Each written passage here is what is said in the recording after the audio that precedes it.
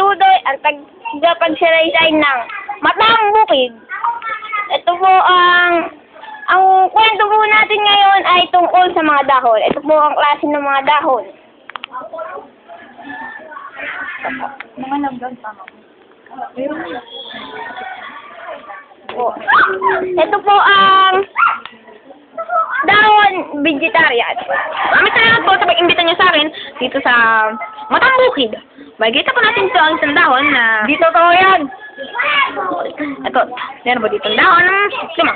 Kulay, verde po dito, verde. At ito ay light green. Tama ba? O ano? Light green po dito. Ito po dahon ito ay, maraming parts. The stem and the body. Yun lang po. Di nyo po ba alam, ang dahon ay napakasustansyang pagkain. Ito po ay pwedeng gawing tinulang dahon.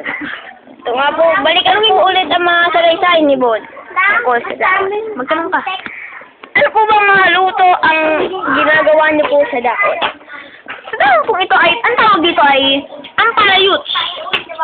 Ampalayuts po ay, ginagawa po dito sa ampalaya, pero ang tawag po dito, ampalayuts. Okay. Ang ingredients po dito ay harina, tubig ilog, tubig ilog po, tubig ilog, tama.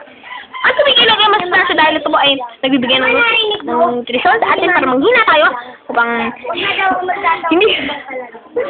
hindi po tayo makakain at mamatay po tayo sa gutom. Ang tawag ang palayuts, ang ingredients po dito ay lupa na may ebak na pataba.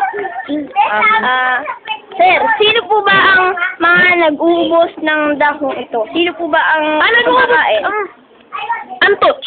Antuts, for short, antik. Antik po dito, makikita po natin ang antik. Ayan po ba? Ayan po, mga ubos. Siyempre, mga pep-pep. Yan. Paano nyo po ba naiiwasan na masira ng antuts o ang tinatawag na antik ang mga dahon? Ang ginagawa po dito ay i-sprayan ko po sila ng Bitic o ginagamit o ibang tawag sa mga ginagamit na mga lamok, ipis at iba pang peste sa bahay, ang Baygon. Hiro ko ba ang pangalan to? Bitic. Ano po ba ang Bitic?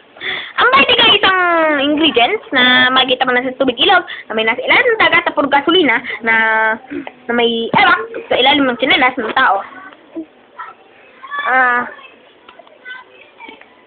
Ano ba tatanong mo? Maaari po bang gusto niyo pong tikman ang bagong luto ko? Bagong luto.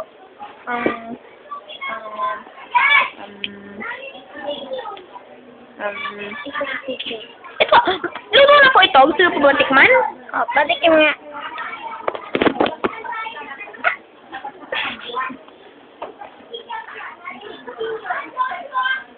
Nyam. Sarap po yan. Sobrang tamis. Masarap po. Ako titikman ko rin. Sobrang tamis po. Sobrang sarap. Ako titikman ko rin. Nyam. Huminag na pa po.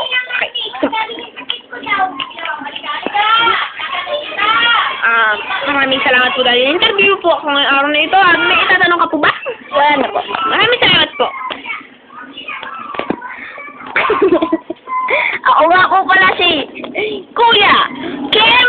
Anong nagsasabi? Ang buhay ay wiggle lang. Maraming salamat po. Ito po si Bon, ang professional down. Bow.